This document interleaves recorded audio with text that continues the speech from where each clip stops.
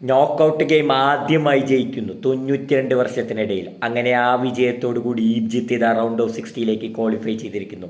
അവരെതിരാളി മറ്റാരുമല്ല, അർജന്റീനയാണെന്നുള്ള കാര്യം നമുക്ക് എല്ലാവർക്കും അറിയാം. റൗണ്ട് ഓഫ് 60യിൽ ഒരു കിടിലൻ മത്സരമാണ് ഈജിപ്ത് കാഴ്ചവെച്ചത്. ആദ്യ ഗോൾ നേടുന്നത് ഈജിപ്താണ്. 16-ാം മിനിറ്റിൽ അവർ സൂപ്പർ താരം അഷോറിലൂടെ ഗോൾ നേടുന്നു.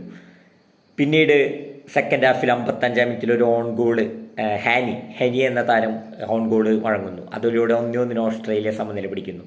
പിന്നീട് അങ്ങോട്ട് നമ്മൾ കാണുന്നത് ഓസ്ട്രേലിയ ഡിഫൻസിലേക്ക് നീങ്ങുന്നതാണ്. ഈജിപ്ത് തങ്ങളുടെ മുഴുവൻ കഴിവെടുത്ത് പരിശ്രമിക്കുന്നു. സാലയുടെ ഒക്കെ കിടിലൻ അസിസ്റ്റുകൾ വരേണ്ട ഒരു കളിയായിരുന്നു. കിടിലൻ ക്രോസസ് സാല നൽകുന്നു. അതെല്ലാം ഓസ്ട്രേലിയൻ ഗോളി കിഡുണ്ടാവും സേവ് ചെയ്ത് എന്താ പറയുക രക്ഷിച്ചതാണ് ഓസ്ട്രേലിയ.